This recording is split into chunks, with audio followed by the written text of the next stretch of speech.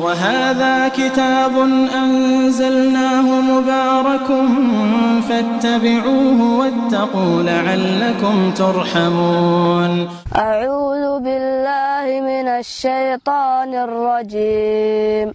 إن المتقين في مقام أمين في جنات وعيون يلبسون من سندس واستبرق متقابلين كذلك وزوجناهم بحور عين يدعون فيها بكل فاكهة آمنين لا يذوقون فيها الموت إلا الموتة الأولى ووقاهم عذاب الجحيم فضلا من ربك ذلك هو الفوز العظيم.